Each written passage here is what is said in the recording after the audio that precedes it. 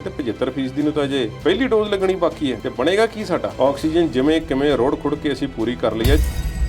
ਪਹਿਲਾ ਆਪਣੀ ਸੋਚ, ਦੂਸਰਾ ਟੀਕਾਕਰਨ ਤੇ ਤੀਸਰਾ ਇਸ ਦੇ ਵੇਰੀਐਂਟ ਦਾ ਬਦਲਣਾ। ਇਹ ਤਿੰਨੇ ਚੀਜ਼ਾਂ ਜਿਹੜੀਆਂ ਨੇ ਤੀਸਰੀ ਲਹਿਰ ਨੂੰ ਰੋਕਣ ਦੇ ਵਿੱਚ ਸਮਰੱਥ ਹੋ ਸਕਦੀਆਂ। ਹੁਣ ਉੱਤਰਾਖੰਡ ਵਾਲੇ ਕਹਿੰਦੇ ਨੇ ਕਿ ਨਹੀਂ ਭਾਈ ਸਾਡੇ ਅੱਗੇ ਹੱਥ ਖੜੇ ਹੋ ਗਏ ਨੇ, 3 ਤੇ ਮੁੱਖ ਮੰਤਰੀ ਬਦਲੀ ਕਰ ਲਿਆ ਅਸੀਂ। ਇੱਕ ਤਾਂ ਉਹਨਾਂ ਨੇ ਕਿਹਾ ਕਿ ਸੀਨੀਅਰ ਲੋਕਾਂ ਨੂੰ ਪਿੱਛੇ ਕਰਕੇ ਨਵਜੋਤ ਸਿੰਘ ਸਿੱਧੂ ਨੂੰ ਅੱਗੇ ਲਿਆਉਣਾ ਤੇ ਪ੍ਰਧਾਨ ਬਣਾਉਣਾ ਵਾਜਬ ਨਹੀਂ ਹੋਵੇਗਾ। ਕੀ ਸੁਨੀਲ ਜਾਖੜ ਸਭ ਤੋਂ ਸੀਨੀਅਰ ਨੇ ਜਾਂ ਕੈਪਟਨ ਅਮਰਿੰਦਰ ਸਿੰਘ ਜਦੋਂ ਖੁਦ ਬਣੇ ਸਨ ਕਾਂਗਰਸ ਦੇ ਪ੍ਰਧਾਨ ਕਿ ਉਹ ਸੀਨੀਅਰ ਸਨ? ਸੋ ਇਸ ਗੱਲ ਦਾ ਵੀ ਇਸ਼ਾਰਾ ਹੈ ਕਿ ਰਾਹੁਲ ਗਾਂਧੀ ਦਾ ਇਹ ਬਿਆਨ ਨਵਜੋਤ ਸਿੰਘ ਸਿੱਧੂ ਦੇ ਹੱਕ ਵਿੱਚ ਜਾਂਦਾ ਹੈ ਕਿ ਜਿਹੜੇ ਲੋਕ ਡਟ ਕੇ ਆਪਣੀ ਗੱਲ ਸਾਡੀ ਗੱਲ ਕਰ ਸਕਦੇ ਨੇ ਤੇ ਭਾਜਪਾ ਨੂੰ ਭੰਡ ਸਕਦੇ ਨੇ ਉਹ ਅਸਲੀ ਕਾਂਗਰਸੀ।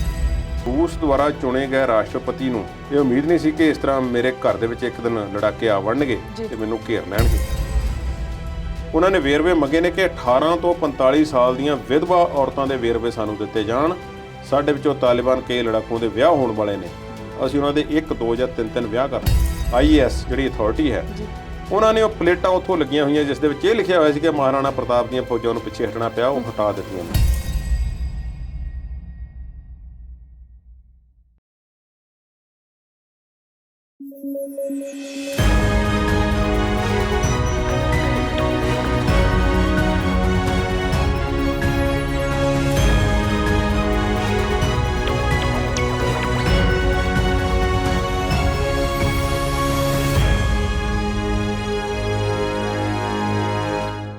ਪ੍ਰੋਗਰਾਮ ਵਿਚਾਰ ਚਰਚਾ 'ਚ ਤੁਹਾਡਾ ਸਵਾਗਤ ਹੈ। ਮੈਂ ਹਾਂ ਸਵਲੀਨ ਕੌਰ ਜੱਸੜ ਤੇ ਅੱਜ ਦੀ ਵਿਚਾਰ ਚਰਚਾ ਇਸ ਗੱਲ ਤੇ ਹੋਵੇਗੀ ਕਿ ਸਿੱਧੂ ਅਤੇ ਕੈਪਟਨ ਦੇ ਰੌਲੇ ਦੇ ਵਿੱਚ ਪੰਜਾਬ ਦੇ ਹਿੱਤ ਆਖਰ ਕਿੱਥੇ ਜਾਣਗੇ। ਰਾਹੁਲ ਗਾਂਧੀ ਆਪਣੇ ਮੰਤਰੀਆਂ ਨੂੰ ਸਲਾਹਾਂ ਦੀਆਂ ਕਿਹੜੀਆਂ ਪੁੜੀਆਂ ਵੰਡ ਰਹੇ ਨੇ ਤੇ ਅਫਗਾਨਿਸਤਾਨ ਦੇ ਵਿੱਚ ਭਾਰਤ ਨੂੰ ਝਟਕੇ ਤੇ ਝਟਕਾ ਮਿਲ ਰਿਹਾ ਹੈ। ਹੋਰ ਵੀ ਬਹੁਤ ਸਾਰੇ ਵਿਸ਼ੇ ਨੇ ਜਿਹੜੇ ਅੱਜ ਵਿਚਾਰ ਦੇ ਅਧੀਨ ਰਹਿਣਗੇ ਤੇ ਬਤੌਰ ਐਕਸਪਰਟ ਮੇਰੇ ਨਾਲ ਇਸ ਵੇਲੇ ਮੌਜੂਦ ਨੇ ਕੁਲਦੀਪ ਸਿੰਘ ਹੀਰ ਜੀ। ਸਤਿ ਸ਼੍ਰੀ ਅਕਾਲ ਕੁਲਦੀਪ ਜੀ। ਸਤਿ ਸ਼੍ਰੀ ਅਕਾਲ ਸਵਲੀਨ। ਕੁਲਦੀਪ ਜੀ, ਇਸ ਤੋਂ ਪਹਿਲਾਂ ਕਿ ਸਿੱਧੂ ਕੈਪਟਨ ਦੇ ਰੌਲੇ ਦੀ ਗੱਲ ਕਰੀਏ, ਰਾਹੁਲ ਦੀ ਗੱਲ ਕਰੀਏ, ਅਫਗਾਨਿਸਤਾਨ ਦੀ ਗੱਲ ਕਰੀਏ, ਥੋੜੀ ਜਿਹੀ ਗੱਲ ਕਰੋਨਾ ਮਹਾਮਾਰੀ ਦੀ ਕਰਦੇ ਹਾਂ। ਭਾਵੇਂ ਕਿ ਹਾਲਾਤ ਸਾਜ਼ਗਾਰ ਨੇ, ਦੂਜੀ ਲਹਿਰ ਕਾਬੂ 'ਚ ਆ, ਪਰ ਤੀਸਰੀ ਲਹਿਰ ਦਾ ਜਿਹੜਾ ਖਤਰਾ ਹੈ ਉਹ ਸਾਡੇ ਸਿਰ ਤੇ ਮੰਡਰਾ ਰਿਹਾ ਤੇ ਐਕਸਪਰਟਸ ਇਹਦੇ ਬਾਰੇ ਕੀ ਕਹਿੰਦੇ ਨੇ? ਹਾਲਾਤ ਸਾਜ਼ਗਾਰ ਨਹੀਂ, ਕਾਬੂ ਹੇਠ ਨੇ। ਕਾਬੂ 'ਚ ਸਾਜ਼ਗਾਰ ਅਸੀਂ ਕਹਿ ਸਕਦੇ ਹਾਂ ਜੇ ਸਾਨੂੰ ਲੱਗਦਾ ਹੋਵੇ ਕਿ ਖਤਮ ਹੈ ਇਹ ਮੌਸਮ, ਇਹ ਸੀਜ਼ਨ, ਇਹ ਗੱਲ ਆਈ ਗਈ ਹੋ ਗਈ ਹੈ ਤੇ ਇਹਦੇ ਤੋਂ ਹੁਣ ਸਾਨੂੰ ਕੋਈ ਖਤਰਾ ਨਹੀਂ ਜੀ, ਜਾਂ ਸਾਨੂੰ ਅਗਾਂਹ ਆਉਣ ਵਾਲਾ ਸਮਾਂ ਬਿਹਤਰ ਦਿਸਦਾ ਹੋਵੇ ਤੇ ਫਿਰ ਅਸੀਂ ਕਹਿ ਸਕਦੇ ਹਾਂ। ਹੁਣ ਹਾਲਾਤ ਅਜੇ ਕਾਬੂ ਹੇਠ ਨੇ। ਇਹ ਭਾਰਤ ਦੀ ਜਿਹੜੀ ਸਰਕਾਰੀ ਸੰਸਥਾਵਾਂ ਨੇ ਜਾਂ ਸਰਕਾਰ ਹੈ ਉਹਨਾਂ ਦਾ ਕਹਿਣਾ ਹੈ। ਨਰਿੰਦਰ ਮੋਦੀ ਨੇ ਕਿਹਾ ਕਿ ਤੀਸਰੀ ਲਹਿਰ ਦਾ ਖਤਰਾ ਸਾਨੂੰ ਬਹੁਤ ਹੈ ਜੀ। ਨਰਿੰਦਰ ਮੋਦੀ ਆਪਣੇ ਕੋਲੋਂ ਲਫ਼ਜ਼ ਨਹੀਂ ਬੋਲ ਰਹੇ, ਜੋ ਮਾਹਿਰ ਕਹਿ ਰਹੇ ਨੇ, ਜੋ ਮਾਹਿਰ ਦੱਸ ਰਹੇ ਨੇ ਉਹਨਾਂ ਵੱਲੋਂ। VK ਪੌਲ ਜਿਨ੍ਹਾਂ ਨੇ ਬੜੇ ਵਾਅਦੇ ਦਾਅਵੇ ਪਿਛਲੇ ਦਿਨਾਂ ਵਿੱਚ ਕੀਤੇ ਤੇ ਜਿਹੜੀਆਂ ਉਹਨਾਂ ਨੇ ਕਿਆਸਰਾਈਆਂ ਲਾਈਆਂ ਸੀ ਇਸ ਬਿਮਾਰੀ ਨੂੰ ਲੈ ਕੇ ਉਹ ਸਹੀ ਸਾਬਤ ਹੋਈਆਂ ਜੀ। VK ਪੌਲ ਨੇ ਇੱਕ ਵਾਰੀ ਫੇਰ ਆਖ ਦਿੱਤਾ ਹੈ ਕਿ ਕਰੋਨਾ ਮਹਾਮਾਰੀ ਦੀ ਤੀਜੀ ਲਹਿਰ ਦੁਨੀਆ ਵਿੱਚ ਸ਼ੁਰੂ ਹੋ ਚੁੱਕੀ ਹੈ। WHO ਨੇ ਵੀ ਮੰਨ ਲਿਆ ਕਿ ਇਹ ਲਹਿਰ ਸ਼ੁਰੂ ਹੋ ਚੁੱਕੀ ਹੈ। ਸਪੇਨ, ਹਾਲੈਂਡ, ਬ੍ਰਾਜ਼ੀਲ ਵਰਗੇ ਮੁਲਕ ਜਿਹੜੇ ਨੇ ਉਹ ਇਸ ਵੇਲੇ ਇਸ ਦੀ ਲਪੇਟ ਵਿੱਚ ਬੁਰੀ ਤਰ੍ਹਾਂ ਆ ਚੁੱਕੇ ਨੇ ਤੇ ਦਿਨ ਬ ਦਿਨ ਕੇਸ ਵੱਧ ਰਹੇ ਨੇ ਜੀ। ਭਾਰਤ ਦੇ ਵਿੱਚ VK ਪੌਲ ਦੇ ਅਨੁਸਾਰ 73 ਕੁ ਜ਼ਿਲ੍ਹੇ ਇਹੋ ਜਿਹੇ ਨੇ ਪੂਰੇ ਮੁਲਕ ਦੇ ਵਿੱਚ ਜਿੱਥੇ ਪੋਜ਼ਿਟਿਵਿਟੀ ਦਰ ਜਿਹੜੀ ਆ 10% ਤੋਂ ਉੱਪਰ ਦੱਸੀ ਜਾਂਦੀ ਹੈ। 47% ਅਜਿਹੇ ਜ਼ਿਲ੍ਹੇ ਨੇ ਜਿਹੜੇ ਬਹੁਤ ਜ਼ਿਆਦਾ ਸੀਰੀਅਸ, ਜਿੱਥੇ ਕੇਸ ਜਿਹੜੇ ਨੇ ਤੀਸਰੀ ਲਹਿਰ ਦੇ ਸਾਹਮਣੇ ਆ ਰਹੇ ਨੇ ਜੀ। ਕੁੱਲ ਮਿਲਾ ਕੇ ਦੁਨੀਆ ਭਰ ਦੇ 111 ਦੇਸ਼ਾਂ ਦੇ ਵਿੱਚ ਡੈਲਟਾ ਵੇਰੀਐਂਟ ਜਿਹੜਾ ਫੈਲ ਚੁੱਕਾ ਹੈ ਤੇ ਇਸ ਦੇ ਕੇਸ ਪਾਏ ਜਾ ਰਹੇ ਨੇ ਜੀ। ਹੁਣ ਇਸ ਤੋਂ ਉਪਾਅ ਤੇ ਉਹਦੀ ਵੀ ਗੱਲ ਕਰਦੇ ਹਾਂ, ਪਰ ਭਾਰਤ ਦੇ ਵਿੱਚ ਸਰਕਾਰ ਵੱਲੋਂ ਜਿਹੜੇ ਅੰਕੜੇ ਦਿੱਤੇ ਗਏ ਹਨ, ਇੰਡੀਅਨ ਮੈਡੀਕਲ ਐਸੋਸੀਏਸ਼ਨ ਤੇ ਹੋਰ ਸੰਸਥਾਵਾਂ ਤੇ ਮਾਹਿਰਾਂ ਵਿਗਿਆਨੀਆਂ ਦੀ ਰਾਏ ਤੋਂ ਬਾਅਦ, ਉਹਦੇ ਮੁਤਾਬਕ ਅਗਲੇ 3 ਤੋਂ 4 ਮਹੀਨੇ ਭਾਵ 100 ਤੋਂ 125 ਦਿਨ ਜਿਹੜੇ ਨੇ ਜੀ ਉਹ ਬਹੁਤ ਨਾਜ਼ੁਕ ਨੇ। ਤੀਸਰੀ ਲਹਿਰ ਦੇ ਦਰਵਾਜ਼ੇ ਤੇ ਭਾਰਤ ਖੜਾ ਹੈ, ਇਹ ਆਖਿਆ ਜਾ ਰਿਹਾ ਹੈ। ਹਾਲਾਤ ਇਸ ਵੇਲੇ ਕੰਟਰੋਲ 'ਚ ਨੇ, ਇਹ ਗੱਲ ਠੀਕ ਹੈ, ਪਰ ਇਹ ਕੰਟਰੋਲ ਤੋਂ ਬਾਹਰ ਹੋਣ ਦੇ ਵਿੱਚ ਬਹੁਤਾ ਸਮਾਂ ਨਹੀਂ ਲੱਗਣਾ ਜੇ ਅਸੀਂ ਇਹਤਿਆਤ ਨਾ ਵਰਤੀ। ਬਿਲਕੁਲ 2-3 ਪਹਿਲੂ ਨੇ ਇਸ ਦੇ। ਪਹਿਲਾ ਹੈ ਕਿ ਸਾਡਾ ਸੋਚ ਹੈ, ਉਹ ਸੋਚ ਕਿੱਥੇ ਖਲੋਤੀ ਹੈ ਕਿ ਅਸੀਂ ਮਾਸਕ ਨਹੀਂ ਪਾਉਣਾ। ਸਮਾਜਿਕ ਦੂਰੀ ਨਹੀਂ ਬਣਾ ਕੇ ਰੱਖਣੀ, ਗਰਮੀਆਂ ਦੀਆਂ ਛੁੱਟੀਆਂ ਵੀ ਮਨਾਉਣ ਜਾਣਾ ਇਸ ਜਿਹੜਾ ਸਮਾਜਿਕ ਸਾਡਾ ਮਿਲ ਵਰਤਣ ਜਿਹਾ ਸ਼ੁਰੂ ਹੋ ਗਿਆ, ਰਸਮੋ ਰਿਵਾਜ ਸ਼ੁਰੂ ਹੋ ਗਏ ਨੇ, ਵਿਆਹ ਸ਼ਾਦੀਆਂ ਸ਼ੁਰੂ ਹੋ ਗਈਆਂ, ਕੀ ਅਸੀਂ 4 ਮਹੀਨੇ ਵੀ ਉਡੀਕ ਨਹੀਂ ਸਕਦੇ? ਬਿਲਕੁਲ ਇੱਥੇ ਗੱਲ ਹੈ। ਇਹਦੇ ਵਿੱਚ ਸਰਕਾਰਾਂ ਲੋਕਾਂ ਨੂੰ ਜਾਗਰਿਤ ਕਰ ਸਕਦੀਆਂ, ਸਰਕਾਰਾਂ ਲੋਕਾਂ ਤੇ ਪਾਬੰਦੀਆਂ ਲਾ ਸਕਦੀਆਂ, ਤੇ ਸਰਕਾਰਾਂ ਲੋਕਾਂ ਨੂੰ ਜਿਹੜਾ ਹੈ ਉਹ ਇਸ ਦੇ ਇਵਜ਼ ਵਜੋਂ ਜਿਹੜਾ ਲੋਕਾਂ ਦਾ ਨੁਕਸਾਨ ਹੋਣਾ ਹੈ ਜਦੋਂ ਰੁਜ਼ਗਾਰ ਤੇ ਸਾਰਾ ਕੁਝ ਖੁੱਸਦਾ ਹੈ, ਜਾਂ ਵਿਦਿਆਰਥੀ ਆ ਜਾਂ ਜਿਹੜੇ ਲੋਕਾਂ ਦੇ ਕੋਈ ਹੋਰ ਕਾਰੋਬਾਰ ਨੇ ਉਹ ਠੱਪ ਹੋ ਰਹੇ ਨੇ, ਇਹਨਾਂ ਸਖਤੀਆਂ ਕਰਕੇ, ਇਹਨਾਂ ਰੁਕਾਵਟਾਂ ਕਰਕੇ ਸਰਕਾਰ ਉਹਨਾਂ ਨੂੰ ਕਿਵੇਂ ਜਿਹੜਾ ਕੰਪਨਸੇਟ ਕਰਦੀ ਹੈ ਜੀ। ਹੁਣ ਇਹ ਇੱਕ ਗੱਲ ਹੈ। ਦੂਸਰਾ ਹੈ ਟੀਕਾਕਰਨ। ਟੀਕਾਕਰਨ ਦੇ ਵਿੱਚ ਅਸੀਂ ਕਿੱਥੇ ਕੁ ਪਹੁੰਚ ਗਏ ਹਾਂ? ਟੀਕਾਕਰਨ ਦੇ ਵਿੱਚ ਭਾਰਤ ਦੇ ਹਾਲਾਤ ਬਹੁਤੇ ਵਧੀਆ ਨਹੀਂ। ਇਸ ਵੇਲੇ ਤੇ ਰਫ਼ਤਾਰ ਵੀ ਸੁਸਰੀ ਵਰਗੀ ਹੈ ਜੀ, ਬਿਲਕੁਲ ਸੁਸਰੀ ਵਰਗੀ ਰਫ਼ਤਾਰ ਹੈ। ਇੱਕ ਦਿਨ ਦਾ ਰਿਕਾਰਡ ਬਣਾਉਣ ਦੀ ਸਾਨੂੰ ਕੀ ਲੋੜ ਸੀ? ਅਸੀਂ ਰਿਕਾਰਡ ਲੈ ਕੇ ਕਿਸੇ ਤੋਂ 골ਡ ਮੈਡਲ ਲੈਣਾ ਸੀ, ਸਰਟੀਫਿਕੇਟ ਲੈਣਾ ਸੀ ਆਪਾਂ। ਉਸ ਤੋਂ ਬਾਅਦ ਅਸੀਂ ਉਸ ਦੇ ਅੱਧ ਵਿੱਚ ਵੀ ਨਹੀਂ ਗਏ। ਤੇ ਜੇ ਰਫ਼ਤਾਰ ਇਹੋ ਰਹੀ ਤੇ ਫਿਰ ਸਾਡੀ ਤੇ 2022 ਦੇ ਅੱਧ ਤੱਕ ਜਾ ਕੇ ਫੇਰ ਕਿਤੇ ਟੀਕੇ ਲੱਗਣਗੇ। ਇਹ ਗੱਲ ਸਪਸ਼ਟ ਹੈ, ਮਹਾਰਾਜ ਨੇ ਕਹਿ ਦਿੱਤੀ ਕਿ ਭਾਰਤ ਵਿੱਚ ਹਰਡ ਇਮਿਊਨਿਟੀ ਨਹੀਂ ਹੈ। ਅਸੀਂ ਇਸ ਨੂੰ ਬਹੁਤੇ ਹਾਰਡ ਇਮਿਊਨਿਟੀ ਕਹਿ ਦਿੰਦੇ ਹਾਂ, ਹਾਰਡ ਨਹੀਂ ਹੈ, ਇਹ ਹਰਡ ਹੈ, HERD। ਉਹ ਅਜੇ ਤੱਕ ਨਹੀਂ ਹੈ। ਇਹ 2-3 ਤਰੀਕਿਆਂ ਨਾਲ ਹੋਣੀ ਹੈ। ਇੱਕ ਤਾਂ ਇਹ ਕਿ ਵੀ ਸਾਰਿਆਂ ਨੂੰ ਹੋ ਕੇ ਹਟ ਜਾਏ ਤੇ ਫਿਰ ਨੈਚੁਰਲ ਜਿਹੜੀ ਇਮਿਊਨਿਟੀ ਆ ਉਹ ਵਿਕਸਿਤ ਹੋ ਜਾਵੇ, ਉਹ ਹੋ ਨਹੀਂ ਰਹੀ। ਤੇ ਟੀਕਾਕਰਨ ਨਾਲ ਦੂਸਰੀ ਹਰਡ ਇਮਿਊਨਿਟੀ ਆਉਣੀ ਹੈ, ਉਹ ਵੀ ਨਹੀਂ ਹੋ ਰਹੀ ਕਿਉਂਕਿ ਟੀਕੇ ਨਹੀਂ ਰਫ਼ਤਾਰ ਨਾਲ ਲੱਗ ਰਹੇ। ਟੀਕਿਆਂ ਬਾਰੇ ਰੌਲਾ ਰੱਪਾ ਲਗਾਤਾਰ ਬਰਕਰਾਰ ਹੈ। ਜੇ ਲੋਕਾਂ ਦੇ ਕੁਝ ਸ਼ੰਕੇ ਦੂਰ ਹੋਏ ਨੇ ਤੇ ਸਰਕਾਰ ਕੋਲ ਟੀਕੇ ਨਹੀਂ ਹੈ। ਰਫ਼ਤਾਰ ਕਿਤੇ ਕਿਤੇ ਇੰਨੀ ਘੱਟ ਹੈ ਕਿ ਕਈ ਜ਼ਿਲ੍ਹਿਆਂ ਦੇ ਵਿੱਚ, ਕਈ ਹਲਕਿਆਂ ਦੇ ਵਿੱਚ, ਕਈ ਛੋਟੇ ਕਸਬਿਆਂ ਦੇ ਵਿੱਚ ਬਹੁਤ ਘੱਟ ਗਿਣਤੀ ਨੂੰ ਟੀਕੇ ਲੱਗੇ ਨੇ। ਓਵਰਆਲ 22-23% ਨੂੰ ਪਹਿਲੀ ਡੋਜ਼ ਲੱਗੀ ਹੈ।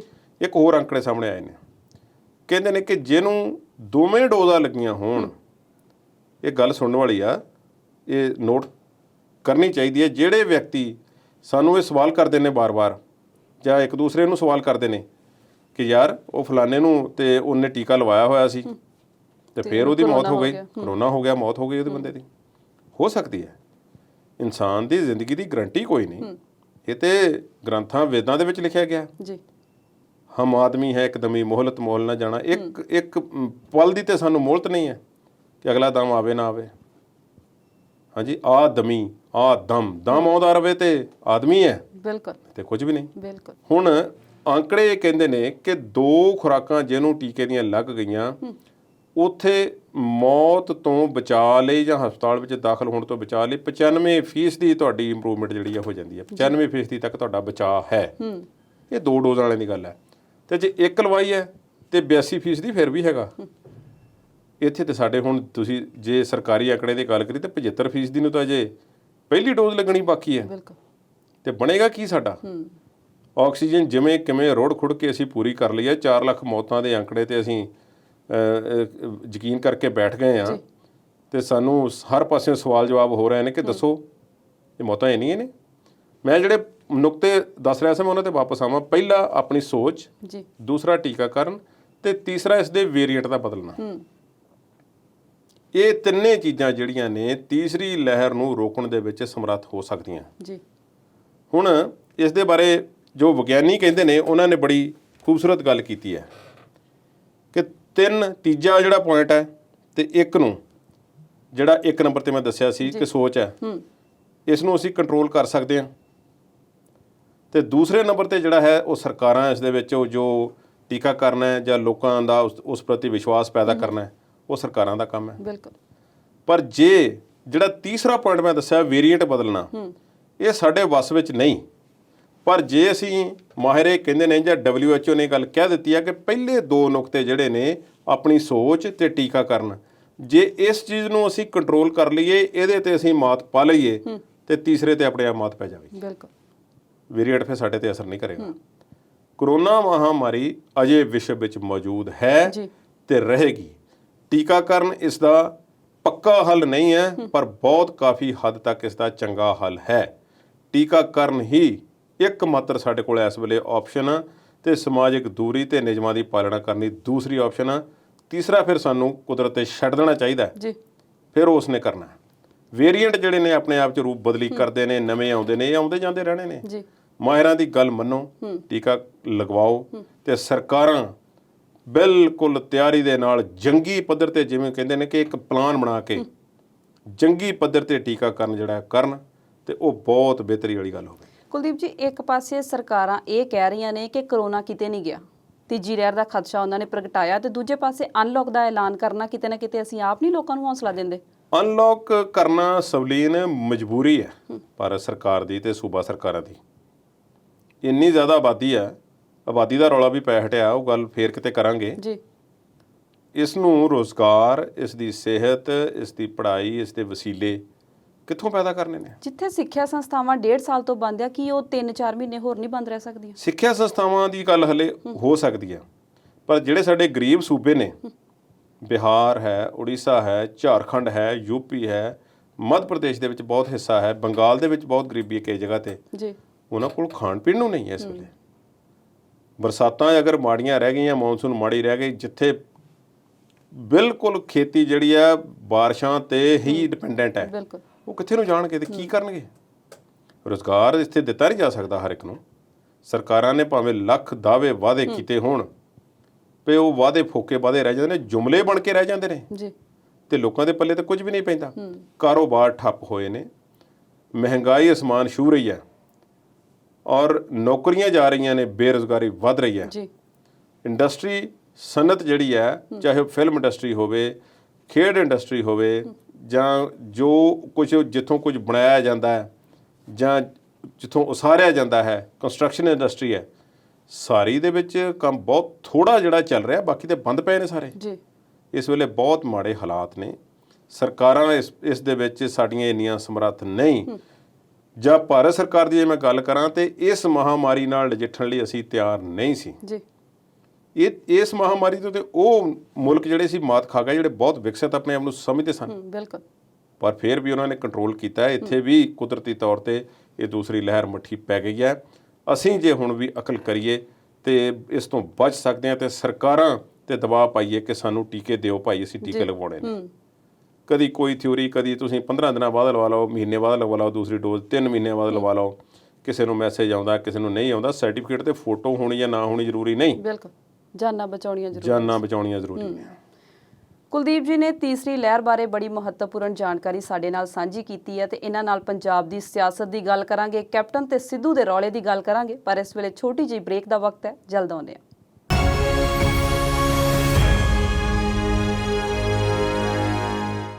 ਬ੍ਰੇਕ ਤੋਂ ਪਹਿਲਾਂ ਅਸੀਂ ਗੱਲ ਕਰ ਰਹੇ ਸੀ ਕਰੋਨਾ ਮਹਾਮਾਰੀ ਦੀ, ਤੇ ਹੁਣ ਗੱਲ ਕਰਾਂਗੇ ਪੰਜਾਬ ਦੀ ਸਿਆਸਤ ਦੀ। ਪਰ ਕੁਲਦੀਪ ਜੀ, ਪੰਜਾਬ ਦੀ ਸਿਆਸਤ ਵੱਲ ਬਾਅਦ ਚ ਜਾਂਦੇ ਆ। ਟੀਕਿਆਂ ਬਾਰੇ ਬੜੀਆਂ ਕੁਝ ਹੈਰਾਨੀਜਨਕ ਜੀਆਂ ਗੱਲਾਂ ਸਾਹਮਣੇ ਆ ਰਹੀਆਂ ਨੇ। ਹੈਰਾਨੀਜਨਕ ਸਵਲੀਨ ਜੀ, ਜੇ ਤਾਂ ਇਸ ਤਰ੍ਹਾਂ ਲਾਈਏ ਕਿ ਦੁਨੀਆ ਕਿਹੜੇ ਕੰਮ 'ਚ ਪਈ ਹੈ, ਤੇ ਇੱਕ ਪਾਸੇ ਤੇ ਜਾਨ ਦਾ ਖੌਅ ਬਣੀ ਪਈ ਬਿਮਾਰੀ ਉਹ, ਜੀ, ਤੇ ਦੂਸਰੇ ਪਾਸੇ ਸਾਨੂੰ VVIP ਤੇ VIP ਟ੍ਰੀਟਮੈਂਟ ਨਹੀਂ ਭੁੱਲਣ ਡਿਆ। ਇੱਕ ਵਿਅਕਤੀ ਤੇ ਇਲਜ਼ਾਮ ਲੱਗਾ ਕਿ ਉਹ ਨੋਨ ਸ਼ਖਸੀਅਤ ਸੀ, ਆਗੂ ਸੀ, ਤੇ ਉਸਨੇ ਟੀਕਾ ਜਿਹੜਾ ਸੀ ਉਹ ਆਪਣੇ ਘਰ ਬੁਲਾ ਕੇ ਡਾਕਟਰਾਂ ਨੂੰ ਤੇ ਉਹ ਵੈਕਸੀਨੇਸ਼ਨ ਕਰਵਾਈ। ਰੌਲਾ ਥੋੜਾ ਬਹੁਤਾ ਪਿਆ। ਫਿਰ ਭਾਰਤੀ ਕ੍ਰਿਕਟ ਟੀਮ ਦੇ ਮੈਂਬਰ ਆ ਕੁਲਦੀਪ ਯਾਦਵ, ਬੌਲਰ, ਉਹਨਾਂ ਤੇ ਦੋਸ਼ ਲੱਗ ਗਿਆ ਕਿ ਉਹਨਾਂ ਨੇ ਇੱਕ ਰੈਸਟ ਹਾਊਸ ਦੇ ਵਿੱਚ ਡਾਕਟਰਾਂ ਨੂੰ ਬੁਲਾ ਕੇ ਤੇ ਉੱਥੇ ਆ ਕੇ ਟੀਕਾ ਲਗਵਾਇਆ ਕੋਵਿਡ ਦਾ। ਹੁਣ ਉਹਨਾਂ ਦੋਨਾਂ ਕੇਸਾਂ ਦੀ ਚੱਲ ਰਹੀ ਹੈ ਜਾਂਚ। ਪਰ ਸਾਧਵੀ ਪ੍ਰਾਗਿਆ ਸਾਡੀ ਮੈਂਬਰ ਪਾਰਲੀਮੈਂਟ ਹੈ ਭੋਪਾਲ ਤੋਂ, ਕਈ ਗਲਤ ਫਲਤ ਕਾਰਨਾਂ ਕਰਕੇ ਖਬਰਾਂ ਚਰਚਾ 'ਚ ਰਹਿੰਦੇ ਨੇ। ਪਿਛਲੇ 4-5 ਸਾਲ ਤੋਂ ਜੇ ਕੋਈ ਉਹਨਾਂ ਨੂੰ ਫੋਲੋ ਕਰ ਰਿਹਾ ਹੋਵੇ ਤੇ ਵੀਲ ਚੇਅਰ ਤੇ ਉਹਨਾਂ ਨੂੰ ਵੇਖਿਆ ਗਿਆ ਜੀ। ਪਰ ਹਾਲ ਹੀ ਵਿੱਚ ਉਹਨਾਂ ਦੇ 2 ਵੀਡੀਓ ਸਾਹਮਣੇ ਆਈਆਂ।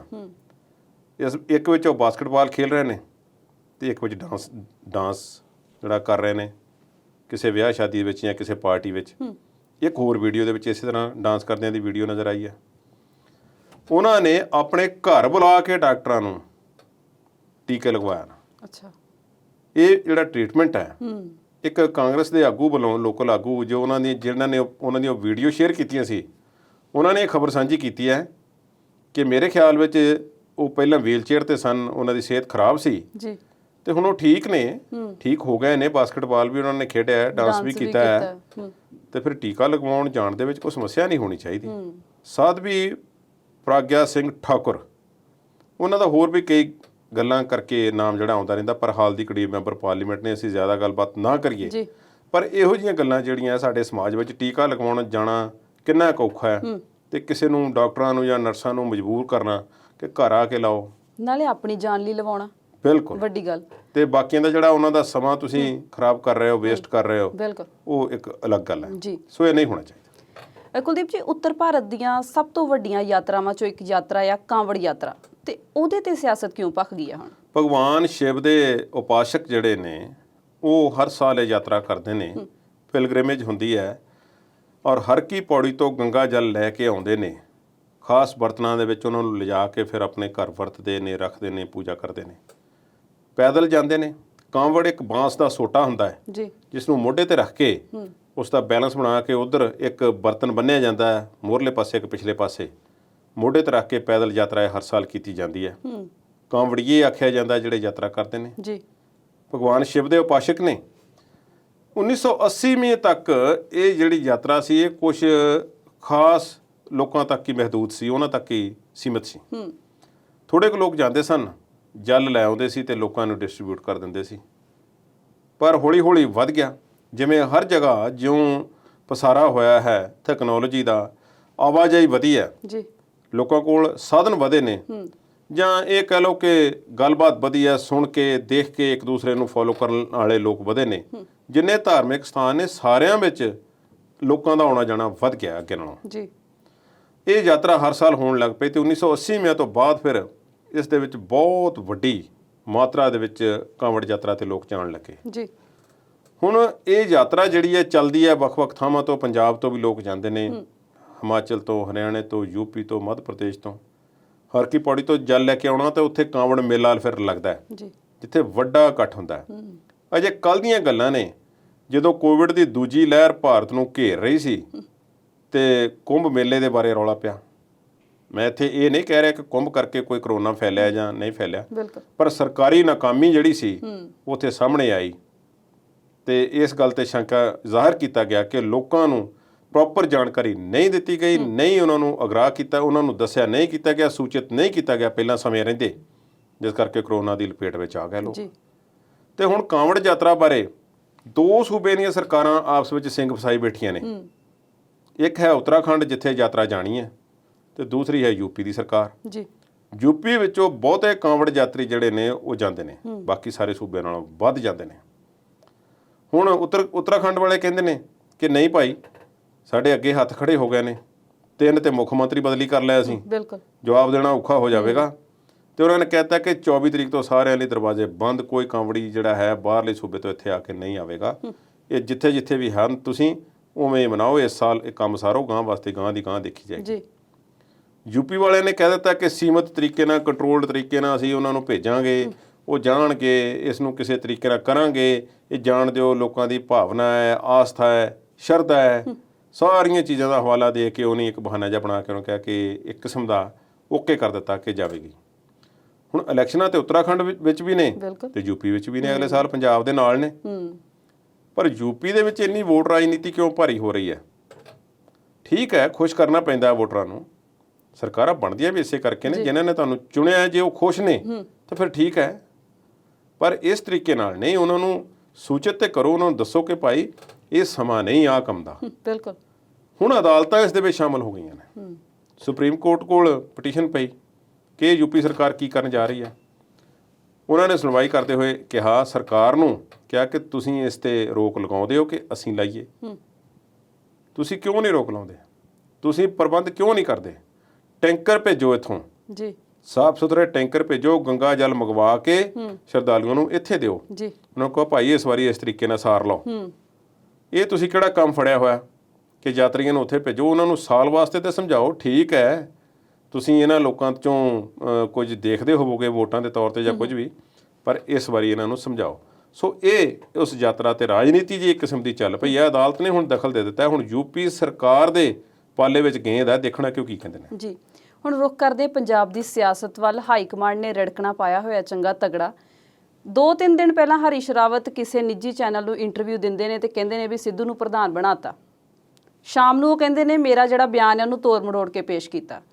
ਉਹਦੀ ਪ੍ਰਧਾਨਗੀ ਸਿੱਧੂ ਦੀ ਗੱਲ ਸੁਣ ਕੇ ਕੈਪਟਨ ਗੁੱਸੇ ਹੋ ਜਾਂਦੇ ਨੇ ਤੇ ਹਾਈ ਕਮਾਂਡ ਫਿਰ ਉਹ ਫੈਸਲਾ ਜਿਹੜਾ ਆਪਣੇ ਝੋਲੇ 'ਚ ਪਾ ਲੈਂਦੀ ਹੈ। ਕੈਪਟਨ ਸਿੱਧੂ ਦਾ ਰੇੜਕਾ ਚੱਲ ਰਿਹਾ ਤੇ ਪੰਜਾਬ ਦੇ ਹਿੱਤ ਕਿੱਥੇ ਨੇ?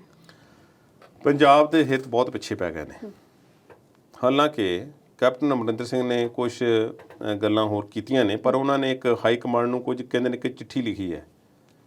ਉਹ ਚਿੱਠੀ ਦੇ ਵਿੱਚ ਇੱਕ ਚਿੱਠੀਆਂ ਲਿਖਣ ਦਾ ਬੜਾ ਰਿਵਾਜ ਚੱਲ ਪਿਆ। ਬਿਲਕੁਲ।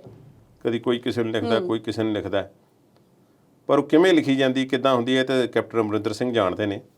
ਉਹਨਾਂ ਨੇ ਹਾਈ ਕਮਾਂਡ ਨੂੰ ਲਿਖ ਕੇ ਕੁਝ ਤੌਖਲੇ ਜ਼ਾਹਰ ਕੀਤੇ ਨੇ, ਜਿਨ੍ਹਾਂ ਵਿੱਚੋਂ ਕੁਝ ਕੁ ਨੁਕਤੇ ਜਿਹੜੇ ਨੇ ਉਹ ਨਿਕਲ ਕੇ ਸਾਹਮਣੇ ਆਉਂਦੇ ਨੇ। ਜੀ। ਬਹੁਤੀ ਜਾਣਕਾਰੀ ਨਿਕਲ ਕੇ ਸਾਹਮਣੇ ਨਹੀਂ ਆਉਂਦੀ। ਜ਼ਾਹਿਰਾ ਤੌਰ ਤੇ ਨਵਜੋਤ ਸਿੱਧੂ ਨੂੰ ਪੰਜਾਬ ਕਾਂਗਰਸ ਦਾ ਪ੍ਰਧਾਨ ਬਣਾਉਣ ਤੇ ਇਤਰਾਜ਼ ਪ੍ਰਗਟ ਕਰਦੇ ਨੇ। ਪਰ ਇਹ ਤੇ ਕਹਿੰਦੇ ਸੀ ਮੈਨੂੰ ਹਾਈ ਕਮਾਂਡ ਦਾ ਹਰ ਫੈਸਲਾ ਮਨਜ਼ੂਰ ਹੋਊਗਾ ਕੁਝ ਦਿਨ ਪਹਿਲਾਂ। ਜੀ, ਉਹਨਾਂ ਨੇ ਇਹ ਨਹੀਂ ਕਿਹਾ ਕਿ ਫੈਸਲਾ ਮਨਜ਼ੂਰ ਨਹੀਂ। ਉਹਨਾਂ ਨੇ ਉਹ ਨੁਕਤੇ ਗਿਣਾਏ ਨੇ ਜਿਨ੍ਹਾਂ ਕਰਕੇ ਉਹਨਾਂ ਨੇ ਕਿਹਾ ਕਿ ਇਸ ਨੂੰ ਪ੍ਰਧਾਨ ਬਣਾਉਣਾ ਗਲਤ ਹੋਵੇਗਾ। ਹੁਣ ਮੁੱਖ ਮੰਤਰੀ ਨੇ ਸਟੇਟ ਦੇ, ਕਾਂਗਰਸ ਦੇ ਪ੍ਰਧਾਨ ਵੀ ਨੇ, ਜਾਂ ਜੋ ਵੀ ਸੁਨੀਲ ਜਾਖੜ ਨੇ ਜੀ ਪੰਜਾਬ ਪ੍ਰਦੇਸ਼ ਕਾਂਗਰਸ ਦੇ ਪ੍ਰਧਾਨ, ਬਿਲਕੁਲ, ਪਰ ਕੈਪਟਨ ਅਮਰਿੰਦਰ ਸਿੰਘ ਵੀ ਰਹੇ ਨੇ। ਇੱਕ ਤਾਂ ਉਹਨਾਂ ਨੇ ਕਿਹਾ ਕਿ ਸੀਨੀਅਰ ਲੋਕਾਂ ਨੂੰ ਪਿੱਛੇ ਕਰਕੇ ਨਵਜੋਤ ਸਿੰਘ ਸਿੱਧੂ ਨੂੰ ਅੱਗੇ ਲਿਆਉਣਾ ਤੇ ਪ੍ਰਧਾਨ ਬਣਾਉਣਾ ਵਾਜਬ ਨਹੀਂ ਹੋਵੇਗਾ। ਹੁਣ ਇਹ ਗੱਲ ਕਦੋਂ ਤੋਂ ਟੁੱਕਣ ਲੱਗੀ ਹੈ? ਕਿ ਸੁਨੀਲ ਜਾਖੜ ਸਭ ਤੋਂ ਸੀਨੀਅਰ ਨੇ, ਜਾਂ ਕੈਪਟਨ ਅਮਰਿੰਦਰ ਸਿੰਘ ਜਦੋਂ ਖੁਦ ਬਣੇ ਸਨ ਕਾਂਗਰਸ ਦੇ ਪ੍ਰਧਾਨ, ਕਿ ਉਹ ਸੀਨੀਅਰ ਸਨ? ਸੋਚਣ ਵਾਲੀ ਗੱਲ। ਉਹ ਅਕਾਲੀ ਦਲ ਵਿੱਚੋਂ ਗਏ ਸਨ।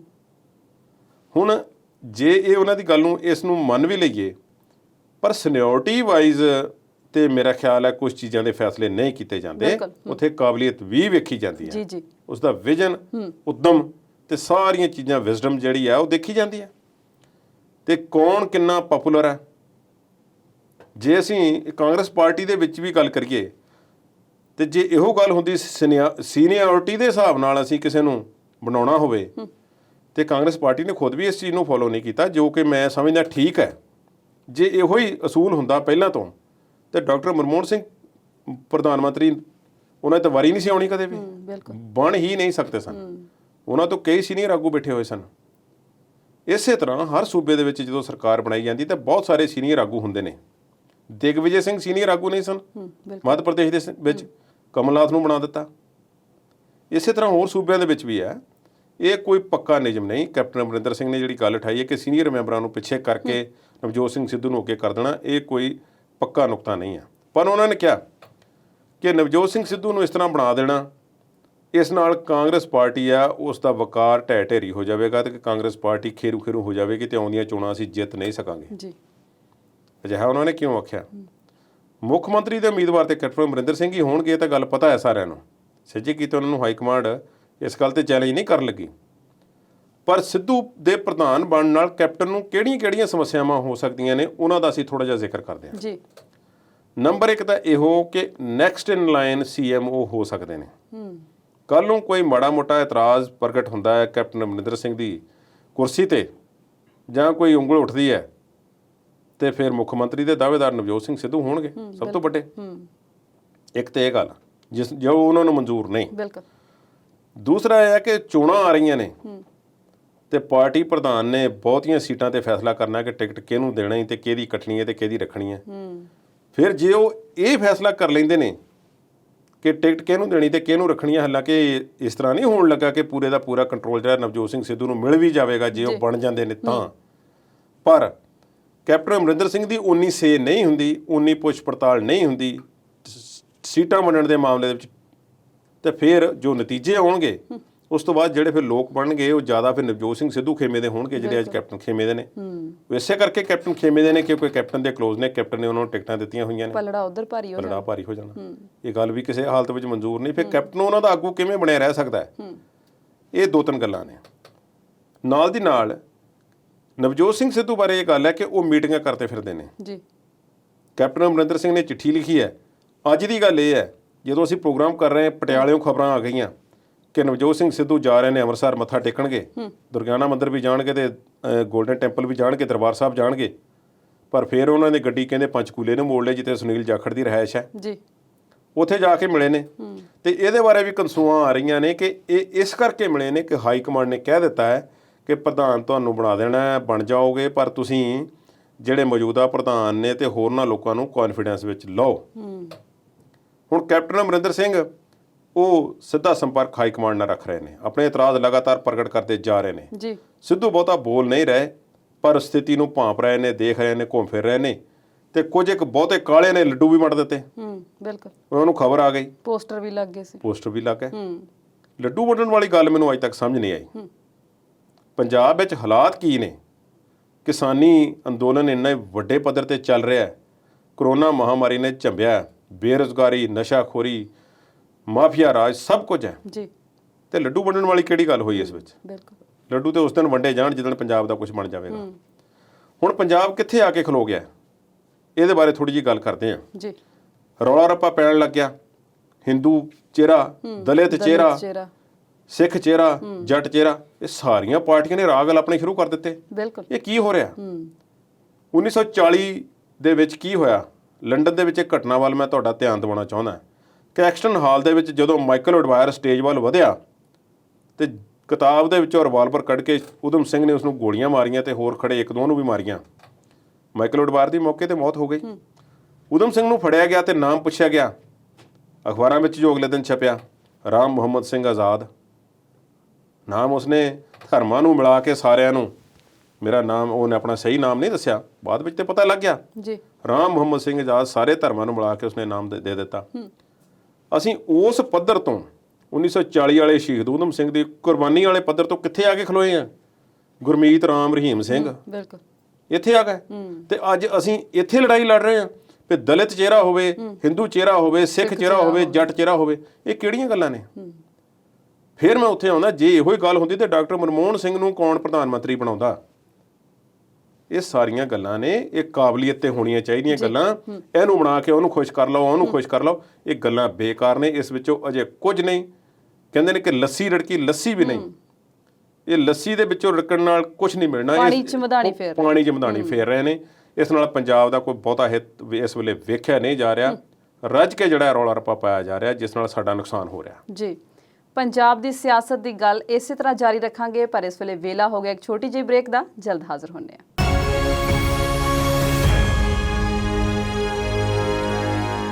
ਪੰਜਾਬੀ ਨੈਸ਼ਨਲ ਟੀਵੀ ਤੇ ਪ੍ਰੋਗਰਾਮ ਵਿਚਾਰ ਚਰਚਾ ਦੇਖ ਰਹੇ ਦਰਸ਼ਕਾਂ ਦਾ ਇੱਕ ਵਾਰ ਫਿਰ ਤੋਂ ਸਵਾਗਤ ਕਰਦੇ ਹਾਂ। ਕੁਲਦੀਪ ਜੀ, ਅਸੀਂ ਗੱਲ ਕਰ ਰਹੇ ਹਾਂ ਪੰਜਾਬ ਦੀ ਸਿਆਸਤ ਦੀ। ਇੱਕ ਪਾਸੇ ਸਿੱਧੂ ਦੀ ਪ੍ਰਧਾਨਗੀ ਦਾ ਰੌਲਾ ਹਰੀਸ਼ ਰਾਵਤ ਪਾ ਦਿੰਦੇ ਨੇ, ਉਸੇ ਸ਼ਾਮ ਨੂੰ ਕੈਪਟਨ ਦੇ ਅਸਤੀਫਿਆਂ ਦਾ ਰੌਲਾ ਪੈ ਜਾਂਦਾ ਆ। ਫਿਰ ਅਗਲੇ ਦਿਨ ਕੈਪਟਨ ਕੋਈ ਹੋਰ ਮੁੱਦੇ ਲੈ ਤੁਰਦੇ ਨੇ। ਇਹ ਕਰ ਕੀ ਰਹੇ ਨੇ? ਧਿਆਨ ਭਟਕਾ ਰਹੇ ਨੇ ਲੋਕਾਂ ਦਾ। ਧਿਆਨ ਥੋੜਾ ਜਿਹਾ ਕਹਿ ਸਕਦੇ ਵੀ ਚਾਹੁੰਦੇ ਨੇ ਵੀ ਇਧਰੋਂ ਥੋੜਾ ਜਿਹਾ ਕਿਸੇ ਹੋਰ ਪਾਸੇ ਵੀ ਲੱਗਣ। ਕੈਪਟਨ ਅਮਰਿੰਦਰ ਸਿੰਘ ਕੁਝ ਐਕਟਿਵਨੈਸ ਵੀ ਦਿਖਾ ਰਹੇ ਨੇ ਪੰਜਾਬ ਦੇ ਕੁਝ ਮੁੱਦਿਆਂ ਤੇ ਜੀ, ਜਿਹੜੀ ਉਹਨਾਂ ਨੇ ਪਿਛਲੇ ਸਾਲਾਂ ਵਿੱਚ ਵਿਖਾਈ ਨਹੀਂ। ਇਹਨਾਂ ਬਾਰੇ ਇਹ ਲੱਗਦਾ ਰਿਹਾ ਕਿ ਦੋਸ਼ ਕਹਿ ਲਓ ਜਾਂ ਗੱਲ ਕੀਤੀ ਜਾਂਦੀ ਰਹੀ ਹੈ ਕਿ ਉਹਨਾਂ ਨੇ ਜ਼ਿਆਦਾ ਕਰਕੇ ਉਹ ਅੰਦਰ ਹੀ ਰਹੇ ਨੇ ਤੇ ਉੱਥੋਂ ਹੀ ਸਰਕਾਰ ਚਲਾਉਣ ਦੀ ਕੋਸ਼ਿਸ਼ ਕੀਤੀ ਹੈ। ਕੰਟਰੋਲ ਮੋਟੇ ਤੌਰ ਤੇ ਉਹ ਆਪਣਾ ਰੱਖਦੇ ਰਹੇ ਨੇ, ਪਰ ਉਹ ਹੇਠਲੇ ਪੱਧਰ ਤੇ ਜ਼ਮੀਨੀ ਪੱਧਰ ਤੇ ਲੋਕਾਂ ਦੇ ਵਿੱਚ ਆਏ ਨਹੀਂ। ਕੈਪਟਨ ਅਮਰਿੰਦਰ ਸਿੰਘ ਨੇ ਗੱਲ ਕੀਤੀ ਹੈ, ਉਹਨਾਂ ਨੇ ਨਰਿੰਦਰ ਮੋਦੀ ਨੂੰ ਇੱਕ ਗੈਰ ਰਾਜਨੀਤਿਕ ਜਾਂ ਗੈਰ ਸਰਕਾਰੀ ਚਿੱਠੀ ਇੱਕ ਲਿਖੀ ਦੱਸੀ ਜਾਂਦੀ ਹੈ ਜੀ, ਜਿਸ ਦੇ ਵਿੱਚ ਉਹਨਾਂ ਨੇ ਇਹ ਲਿਖਿਆ ਹੈ ਕਿ ਕਿਸਾਨ ਅੰਦੋਲਨ ਦਾ ਛੇਤੀ ਤੋਂ ਛੇਤੀ ਹੱਲ ਕੀਤਾ ਜਾਵੇ। ਕਿਸਾਨ ਮੋਰਚੇ ਦਾ ਉਹਨਾਂ ਨੇ ਹਵਾਲਾ ਦਿੰਦੇ ਹੋਏ, ਕਿਸਾਨ ਆਗੂਆਂ ਦੀ ਗੱਲ ਕਰਦੇ ਹੋਏ ਇੱਕ ਲੰਬੀ ਚੌੜੀ ਉਹਨਾਂ ਨੂੰ ਚਿੱਠੀ ਲਿਖੀ ਹੈ, ਜਿਸ ਦੇ ਵਿੱਚ ਉਹਨਾਂ ਨੇ ਖਾਸ ਤੌਰ ਤੇ ਕਹਿ ਦਿੱਤਾ ਕਿ ਖਾਲਿਸਤਾਨੀ ਜਥੇਬੰਦੀਆਂ ਤੇ ISI ਪਾਕਿਸਤਾਨ ਦੀ ਜਿਹੜੀ ਏਜੰਸੀ ਹੈ, ਇਹ ਕਿਸਾਨ ਆਗੂਆਂ ਨੂੰ ਟਾਰਗੇਟ ਬਣਾ ਕੇ, ਭਾਵ ਉਹਨਾਂ ਦੇ ਥਰੂ ਕੁਝ ਸ਼ਰਾਰਤੀ ਅਨਸਰਾਂ ਨੂੰ ਵਿੱਚ ਬਾੜ ਕੇ ਦੇਸ਼ ਦਾ ਜਾਂ ਪੰਜਾਬ ਦਾ ਜਾਂ ਹੋਰਨਾਂ ਹਿੱਸਿਆਂ ਦਾ ਵੱਡਾ ਨੁਕਸਾਨ ਕਰ ਸਕਦੀ ਹੈ ਜੀ। ਹੁਣ ਇਸ ਗੱਲ ਦਾ ਇਸ਼ਾਰਾ ਜਿਹੜਾ ਉਹਨਾਂ ਦਾ, ਉਹ 2-3 ਮਸਲੇ ਜਿਹੜੇ ਨੇ ਉਹਨਾਂ ਨੇ ਹੱਲ ਕਰਨ ਦੀ ਕੋਸ਼ਿਸ਼ ਕੀਤੀ ਹੈ।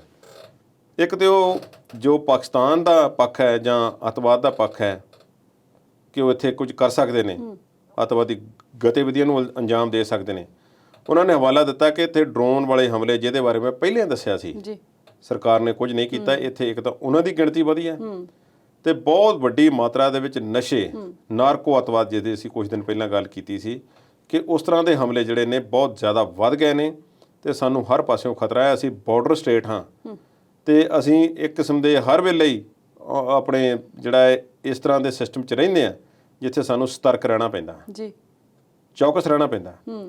ਤੇ ਉਹਨਾਂ ਨੂੰ ਬੇਨਤੀ ਕੀਤੀ ਹੈ ਕਿ ਤੁਸੀਂ ਕਿਸਾਨਾਂ ਦੀ ਗੱਲ ਮੰਨੋ ਤੇ ਇਸ ਮੁੱਦੇ ਦਾ ਹੱਲ ਛੇਤੀ ਤੋਂ ਛੇਤੀ ਕਰ ਦਿਓ ਤੇ ਇਹਨਾਂ ਨੂੰ ਵਾਪਸ ਘਰਾਂ ਨੂੰ ਭੇਜੋ ਤਾਂ ਕਿ ਇਹ ਕਿਸਾਨ ਅੰਦੋਲਨ ਜਿਹੜਾ ਚੱਲ ਰਿਹਾ ਇਹ ਖਤਮ ਹੋਵੇ ਤੇ ਅਸੀਂ ਅਗਾਂਹ ਦੀ ਕੋਈ ਗੱਲ ਕਰ ਸਕੀਏ। ਹਵਾਲਾ ਉਹਨਾਂ ਨੇ ਇਹਨਾਂ ਗੱਲਾਂ ਦਾ ਦਿੱਤਾ ਹੈ, ਪਰ ਓਵਰਆਲ ਜੋ ਪੰਜਾਬ ਵਿੱਚ ਜਾਂ ਜੋ ਉਹਨਾਂ ਦੀ ਆਪਣੀ ਸਿਆਸਤ ਚੱਲ ਰਹੀ ਹੈ, ਜਾਂ ਵਾਕਿਆ ਉਹਨਾਂ ਨੇ ਇੰਨੇ ਸੁਹਿਰਦ ਹੋ ਕੇ ਗੱਲ ਕੀਤੀ ਹੈ ਕਿ ਇਹ ਸਾਰੀਆਂ ਗੱਲਾਂ ਤੇ ਉਹੀ ਜਾਣਦੇ ਨੇ। ਪਰ ਇਹ ਵਾਲਾ ਬ੍ਰਹਮ ਅਸਤਰ ਇਹਨਾਂ ਨੇ ਉਦੋਂ ਹੀ ਕਿਉਂ ਛੱਡਿਆ ਜਦੋਂ ਇੰਨਾ ਰੌਲਾ ਰੱਪਾ ਇਹਨਾਂ ਦੀ ਪਾਰਟੀ 'ਚ ਪਿਆ? ਇੱਕ ਤੇ ਆਪ ਸੁਰਖਰੂ ਹੋਣਾ ਚਾਹੁੰਦੇ ਨੇ ਕਿ ਕੱਲ ਨੂੰ ਕੋਈ ਇਹੋ ਜਿਹੀ ਗੱਲ ਹੋ ਜਾਂਦੀ ਤੇ ਮੈਂ ਕਹਿ ਸਕਦਾ ਕਿ ਭਾਈ ਤੁਹਾਨੂੰ ਮੈਂ ਪਹਿਲਾਂ ਦੱਸਿਆ ਸੀ ਕਿ ਇਹੋ ਜਿਹੀ ਕੋਈ ਅਣਸੁਖਾਵੀ ਘਟਨਾ ਵਾਪਰ ਸਕਦੀ ਹੈ ਜਿਸ ਦੇ ਨਾਲ ਹਾਲਾਤ ਵਿਗੜ ਸਕਦੇ ਨੇ ਤੇ ਪੰਜਾਬ ਦੇ ਵਿੱਚ ਕੋਈ ਮੋੜ ਹੋਰ ਨਵਾਂ ਕੱਟ ਸਕਦਾ ਅੰਦੋਲਨ ਇਹੋ। ਤੇ ਇਹ ਇੱਕੋ ਨੇੜਿਓਂ ਵੇਖ ਵੀ ਰਹੇ ਨੇ। ਨਰਿੰਦਰ ਮੋਦੀ ਤੇ ਜਾਂ ਭਾਰਤੀ ਜਨਤਾ ਪਾਰਟੀ ਜਿਹੜੀ ਸੈਂਟਰ ਦੇ ਵਿੱਚ ਬੈਠੀ ਹੋਈ ਹੈ, ਕਿਸਾਨ ਅੰਦੋਲਨ ਨੂੰ ਉਸ ਨਜ਼ਰੀਏ ਨਾਲ ਨਹੀਂ ਵੇਖ ਰਹੀ। ਉਹ ਇਸ ਨੂੰ ਜ਼ਿਆਦਾ ਕਰਕੇ ਪੰਜਾਬ, ਹਰਿਆਣੇ ਦਾ ਤੇ ਯੂਪੀ ਦਾ ਕਿਸੇ ਇੱਕ ਖਾਸ ਹਿੱਸੇ ਦਾ ਅੰਦੋਲਨ ਸਮਝਦੇ ਨੇ। ਇਸ ਤੋਂ ਬਾਅਦ ਉਹ ਇਹਨੂੰ ਵੇਖ ਨਹੀਂ ਰਹੇ। ਨਹੀਂ ਤੇ ਇੰਨੀਆਂ ਵੱਡੀਆਂ ਮੀਟਿੰਗਾਂ ਹੋਈਆਂ ਸੀ, ਇੰਨੀਆਂ ਜ਼ਿਆਦਾ ਹੋਈਆਂ ਸੀ ਪਹਿਲਾਂ 26 ਜਨਵਰੀ ਤੋਂ ਬਾਅਦ ਮੀਟਿੰਗ ਕੋਈ ਨਹੀਂ ਹੋਈ। ਇਸ ਨੂੰ ਕਿਸੇ ਪਾਸੇ ਲਾਉਣ ਦਾ ਸਰਕਾਰ ਨੇ ਕੋਈ ਯਤਨ ਨਹੀਂ ਕੀਤੀ। ਕੈਪਟਨ ਅਮਰਿੰਦਰ ਸਿੰਘ ਨੇ ਵੈਸੇ ਇਹ ਸਹੀ ਮੁੱਦਾ ਉਠਾਇਆ ਕਿ ਇਸ ਨੂੰ ਸਹੀ ਪਾਸੇ ਲਾਉਣਾ ਜ਼ਰੂਰੀ ਹੈ। ਪਾਕਿਸਤਾਨ ਵਾਲੀ ਗੱਲ, ISI ਜਾਂ ਖਾਲਿਸਤਾਨੀ ਜਥੇਬੰਦੀਆਂ ਵਾਲੀ ਗੱਲ, ਇਹ ਉਹ ਜਾਣਦੇ ਨੇ, ਪਰ ਓਵਰਆਲ ਇਹ ਕਿਸੇ ਹੋਰ ਪਾਸੇ ਨੂੰ ਮੋੜ ਕੱਟ ਸਕਦਾ ਹੈ। ਇਹ ਗੱਲ ਕਿਤੇ ਕਿਤੇ ਸਹੀ ਜਾਪਦੀ ਹੈ। ਜੀ ਕੁਲਦੀਪ ਜੀ, ਖਬਰਾਂ ਇਹ ਵੀ ਆ ਰਹੀਆਂ ਕਿ ਰਾਹੁਲ ਗਾਂਧੀ ਆਪਣੇ ਮੰਤਰੀਆਂ ਨੂੰ ਸਲਾਮਾਂ ਦੀਆਂ ਪੁੜੀਆਂ ਵੰਡ ਰਹੇ ਨੇ। ਰਾਹੁਲ ਗਾਂਧੀ ਰਿਮੋਟ ਕੰਟਰੋਲ ਨਾਲ ਕਾਂਗਰਸ ਪਾਰਟੀ ਨੂੰ ਚਲਾਉਣ ਦਾ ਯਤਨ ਕਰ ਰਹੇ ਨੇ। ਜੀ ਕਾਂਗਰਸ ਪਾਰਟੀ ਦੀ ਹਾਲਤ ਪਤਲੀ ਹੈ, ਖਾਸ ਤੌਰ ਤੇ ਕੇਂਦਰ ਦੇ ਪੱਧਰ ਦੀ ਜੇ ਗੱਲ ਕੀਤੀ ਜਾਵੇ, ਸੂਬਿਆਂ ਵਿੱਚ ਕਿਤੇ ਕਿਤੇ ਉਹਨਾਂ ਦੀ ਹਾਜ਼ਰੀ ਹੈ, ਜਿਨ੍ਹਾਂ ਵਿੱਚ ਪੰਜਾਬ ਹੈ ਜਿੱਥੇ ਉਹਨਾਂ ਕੋਲ ਮੈਜੋਰਟੀ ਸਰਕਾਰ ਹੈ। ਪਰ ਉਹਨਾਂ ਨੇ ਕੋਈ ਬਹੁਤਾ ਜ਼ਿਆਦਾ ਇਸ ਦੇ ਵਿੱਚ ਕੋਈ ਰੋਲ ਨਿਭਾਉਣ ਦਾ ਜਿਹੜਾ ਯਤਨ ਕੀਤਾ ਹੈ ਪੰਜਾਬ ਦੇ ਮਸਲੇ ਨੂੰ ਹੱਲ ਕਰਨ ਦਾ, ਜਾਂ ਰਾਜਸਥਾਨ ਦੇ ਵਿੱਚ ਜਿਹੜੀ ਖਿੱਚੋਤਾਣ ਚੱਲ ਰਹੀ ਹੈ ਅਸ਼ੋਕ ਗਹਿਲੋਤ ਤੇ ਜਿਹੜਾ ਸਚਿਨ ਪਾਇਲਟ ਦੇ ਦਰਮਿਆਨ, ਉਹ ਕੋਈ ਵਧੀਆ ਨਹੀਂ। ਉੱਥੇ ਕੋਈ ਕੰਟਰੋਲ ਨਹੀਂ ਉਹਨਾਂ ਨੇ ਵਿਖਾਇਆ। ਤੇ ਪ੍ਰਿਯੰਕਾ ਗਾਂਧੀ ਇਸ ਵੇਲੇ ਯੂਪੀ ਦੇ ਵਿੱਚ ਪਹੁੰਚ ਗਏ ਨੇ, ਉੱਥੇ ਚੋਣਾਂ ਦਾ ਬਿਗਲ ਵਜਾ ਦਿੱਤਾ ਤੇ ਉੱਥੇ ਨਿਤ ਨਵੀਆਂ ਮੀਟਿੰਗਾਂ ਕਰ ਰਹੇ ਨੇ ਤੇ ਲੋਕਾਂ ਦੇ ਵਿੱਚ ਵਿਚਰ ਰਹੇ ਨੇ। ਕਦੀ ਕਿਤੇ ਉਹਨਾਂ ਦਾ ਸਵਾਗਤ ਹੋ ਰਿਹਾ ਜੀ। ਪ੍ਰਿਯੰਕਾ ਗਾਂਧੀ ਨੂੰ ਯੂਪੀ ਦਾ ਚਾਰਜ ਦਿੱਤਾ ਹੋਇਆ ਤੇ ਪੰਜਾਬ ਦੇ ਬਾਰੇ ਵੀ ਸੋਨੀਆ, ਪ੍ਰਿਯੰਕਾ ਤੇ ਰਾਹੁਲ ਹੀ ਡਿਸੀਜਨ ਲੈ ਸਕਦੇ ਨੇ। ਹਰੀਸ਼ ਰਾਵਤ ਤੇ ਸ਼ਾਇਦ ਮੇਰਾ ਖਿਆਲ ਹੈ ਕਿ ਇਨਫੋਰਮਰ ਦੇ ਤੌਰ ਤੇ ਕਦੀ ਇੱਧਰ ਕਦੀ ਉੱਧਰ, ਇਸ ਤਰ੍ਹਾਂ ਦਾ ਉਹਨਾਂ ਦਾ ਰੋਲ ਹੈ। ਹੁਣ ਰਾਹੁਲ ਗਾਂਧੀ ਕੀ ਕਹਿੰਦੇ ਨੇ? ਕੁਝ ਖਬਰਾਂ ਆਈਆਂ ਸੀ ਕਿ ਕੁਝ ਕਾਂਗਰਸ ਦੇ ਕੁਝ ਜਿਹੜੇ ਨੇ ਆਗੂ ਜਿਹੜੇ ਨੇ ਛੱਡ ਕੇ ਭਾਜਪਾ ਦੇ ਵਿੱਚ ਚਲੇ ਗਏ ਨੇ। ਕਈ ਸੂਬਿਆਂ ਤੋਂ ਆਈਆਂ ਛੋਟੀ ਮੋਟੀਆਂ। ਉਹਨਾਂ ਨੇ ਕਿਹਾ ਕਿ ਸਾਨੂੰ ਉਹਨਾਂ ਲੋਕਾਂ ਦੀ ਲੋੜ ਹੈ ਜਿਹੜੇ ਵਾਕਈ ਡਰਦੇ ਨਾ ਹੋਣ ਤੇ ਭਾਜਪਾ ਤੋਂ ਬਿਲਕੁਲ ਵੀ ਘਬਰਾਉਂਦੇ ਨਾ ਹੋਣ। ਉਹਨਾਂ ਨੇ ਆਪਣੇ ਪਾਰਟੀ ਦੇ ਪਲੇਟਫਾਰਮ ਤੇ ਗੱਲ ਕੀਤੀ ਹੈ ਕਿ ਉਹ ਸਾਰੇ ਲੋਕਾਂ ਨੂੰ ਕੱਢ ਦਿਓ ਜਿਹੜੇ ਡਰਦੇ ਨੇ ਭਾਜਪਾ ਤੋਂ ਤੇ ਡਰ ਕੇ ਬੋਲਦੇ ਨਹੀਂ। ਤੇ ਬਿਲਕੁਲ ਉਹਨਾਂ ਨੇ ਕਿਹਾ ਕਿ ਸੋਸ਼ਲ ਮੀਡੀਆ ਪਲੇਟਫਾਰਮ ਤੇ ਹੋਰ ਚੀਜ਼ਾਂ ਤੇ ਇਹਨਾਂ ਨੂੰ ਤੁਸੀਂ ਆਪਣੇ ਦੁਸ਼ਮਣ ਨਾ ਸਮਝੋ, ਇਹ ਤੁਹਾਡੇ ਭਰਾ ਹੀ ਨੇ, ਇਹ ਤੁਹਾਡੀ ਮਦਦ ਕਰ ਰਹੇ ਨੇ ਤੇ ਇਹਨਾਂ ਦੀ ਵਰਤੋਂ ਕਰੋ ਤੇ ਤੁਸੀਂ ਸਰਕਾਰ ਨੂੰ ਜਾਂ ਭਾਰਤੀ ਜਨਤਾ ਪਾਰਟੀ ਨੂੰ ਜਿੰਨਾ ਭੰਡ ਸਕਦੇ ਹੋ ਭੰਡੋ ਤੇ ਫਿਰ ਤੁਸੀਂ ਸੱਚੇ ਕਾਂਗਰਸੀ ਹੋਵੋਗੇ। ਨਾਲ ਦੀ ਨਾਲ ਉਹਨਾਂ ਨੇ ਕਹਿ ਦਿੱਤੀ ਕਿ ਕਈ ਲੋਕ ਬਾਹਰ ਬੈਠੇ ਹੋਏ ਹਨ ਜੋ ਕਾਂਗਰਸ ਵਿੱਚ ਨਹੀਂ ਪਰ ਡਰਦੇ ਨਹੀਂ ਹੋ, ਤੇ ਅਸੀਂ ਉਹਨਾਂ ਨੂੰ ਸੱਦਾ ਦਿੰਦੇ ਹਾਂ ਕਿ ਤੁਸੀਂ ਆਓ ਕਾਂਗਰਸ ਜੁਆਇਨ ਕਰੋ, ਕਾਂਗਰਸ ਵਿੱਚ ਆ ਜਾਓ। ਸੋ ਉਹਨਾਂ ਨੇ ਪਾਰਟੀ ਕੇਡਰ ਨੂੰ ਇੱਕ ਉਸ ਦਾ ਜਿਹੜਾ ਕਿ ਕਮਜ਼ੋਰ ਪੱਖ ਹੈ ਜਾਂ ਜੋ ਚੁੱਪ ਰਹਿਣਾ ਬਿਹਤਰ ਸਮਝਦਾ ਹੈ ਜਾਂ ਕਦੇ ਕਦੇ ਪਾਸਾ ਪਲਟ ਸਕਦੇ ਨੇ, ਉਹਨਾਂ ਤੋਂ ਉਹਨਾਂ ਨੇ ਗੱਲ ਲਾਂਭੇ ਕਰਨ ਦੀ ਗੱਲ ਕੀਤੀ ਹੈ ਕਿ ਅਸੀਂ ਇਸ ਨੀਤੀ ਨੂੰ ਛੱਡ ਕੇ ਹੁਣ ਭਾਰਤੀ ਜਨਤਾ ਪਾਰਟੀ ਤੇ ਉਹਦੀਆਂ ਨੀਤੀਆਂ ਤੇ ਜਿਹੜਾ ਲਗਾਤਾਰ ਹਮਲੇ ਕਰੀਏ ਤਾਂ ਕਿ ਸਾਡਾ ਕੋਈ ਨਾ ਕੁਝ ਬਣ ਸਕੇ ਤੇ ਅਸੀਂ ਕੋਈ ਵੱਖਰਾ ਇੱਕ ਕਾਂਗਰਸ ਦਾ ਚਿਹਰਾ ਮੋਹਰਾ ਜਿਹੜਾ ਉਹ ਬਣਾ ਸਕੀਏ।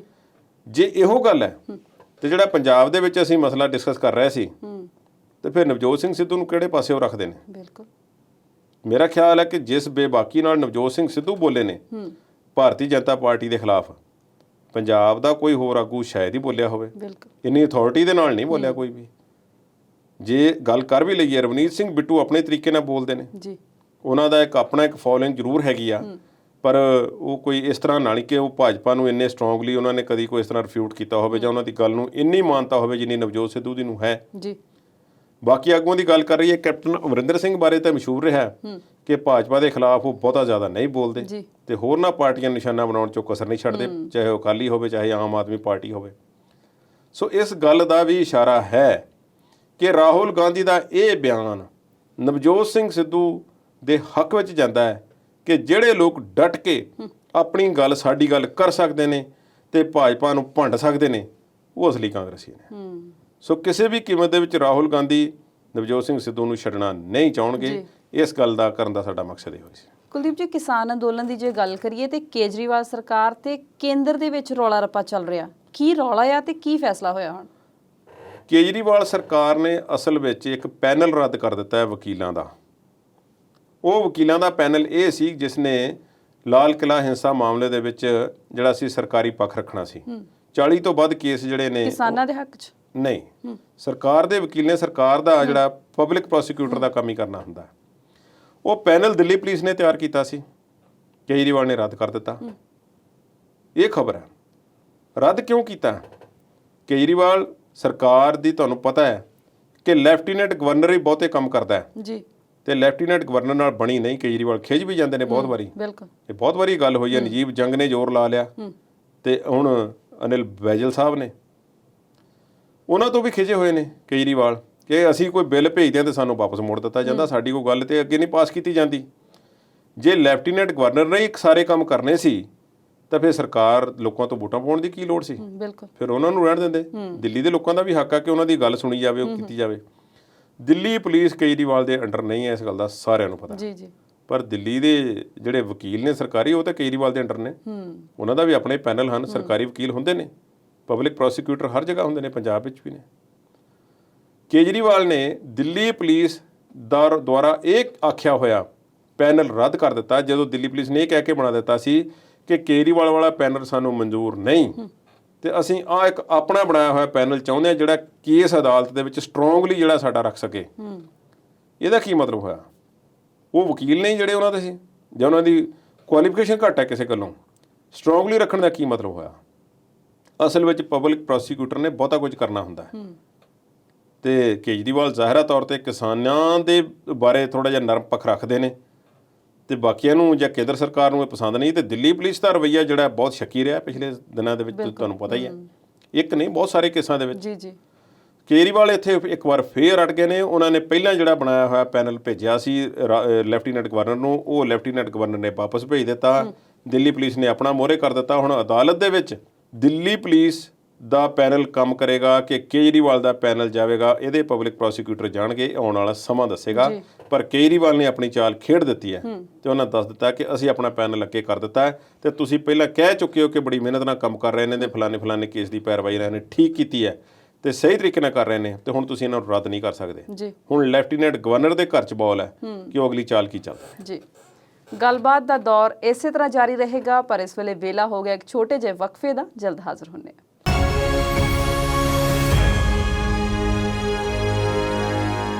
ਬ੍ਰੇਕ ਤੋਂ ਬਾਅਦ ਗੱਲ ਕਰਾਂਗੇ ਭਾਰਤ ਨੂੰ ਅਫਗਾਨਿਸਤਾਨ ਦੇ ਵਿੱਚ ਮਿਲ ਰਹੇ ਝਟਕਿਆਂ ਦੀ, ਮਹਾਰਾਣਾ ਪ੍ਰਤਾਪ ਤੇ ਅਕਬਰ ਦੇ ਚੱਲ ਰਹੇ ਵਿਵਾਦ ਦੀ। ਕੁਲਦੀਪ ਜੀ, ਪਹਿਲਾਂ ਗੱਲ ਕਰਦੇ ਹਾਂ ਅਫਗਾਨਿਸਤਾਨ ਦੇ ਵਿੱਚ ਭਾਰਤ ਨੂੰ ਜਿਹੜੇ ਝਟਕੇ ਤੇ ਝਟਕੇ ਮਿਲ ਰਹੇ ਨੇ। ਅਫਗਾਨਿਸਤਾਨ ਦੇ ਵਿੱਚ ਇਹ ਆਖਿਆ ਜਾ ਰਿਹਾ ਹੈ ਕਿ ਅਫਗਾਨਿਸਤਾਨ ਉਹ ਮੁਲਕ ਸੀ, ਉੱਥੇ ਦੇ ਰਾਸ਼ਟਰਪਤੀ ਅਸ਼ਰਫ ਗਨੀ ਨਾਲ ਜਿਸ ਤਰ੍ਹਾਂ ਦੇ ਭਾਰਤ ਦੇ ਸੰਬੰਧ ਸਨ, ਉਹ ਭਾਰਤ ਦੇ ਗੁਆਂਢੀ ਮੁਲਕ ਜਿੰਨੇ ਵੀ ਹਨ ਉਹ ਕਿਸੇ ਨਾਲ ਵੀ ਭਾਰਤ ਦੇ ਇਸ ਤਰ੍ਹਾਂ ਦੇ ਸੰਬੰਧ ਨਹੀਂ ਸੀ ਜਿਸ ਤਰ੍ਹਾਂ ਦੇ ਅਫਗਾਨਿਸਤਾਨ ਦੇ ਨਾਲ ਸੀ। ਅਫਗਾਨਿਸਤਾਨ ਦਾ ਇਤਿਹਾਸ ਹੈ ਕਿ ਬੈਟਲ ਗਰਾਊਂਡ ਰਿਹਾ। ਉਹ ਬਦਕਿਸਮਤੀ ਹੈ ਉਹਨਾਂ ਦੀ ਕਿ ਕਈ ਦੇਸ਼ਾਂ ਨੇ ਉਸ ਨੂੰ ਆਪਣੇ ਕੰਮਕਾਜ ਲਈ ਵਰਤਿਆ, ਲੜਾਈ ਦਾ ਮੈਦਾਨ ਬਣਾ ਦਿੱਤਾ। ਰੂਸ ਵਾਲੇ ਆ ਬਣੇ ਤੇ ਰੂਸ ਫੌਜਾਂ ਨੇ ਜਦੋਂ ਉੱਥੋਂ ਪੈਰ ਪਿਛਾਂਹ ਨੂੰ ਖਿੱਚਣੇ ਸ਼ੁਰੂ ਕੀਤੇ, ਤਾਲਿਬਾਨ ਪੈਦਾ ਹੋ ਗਿਆ।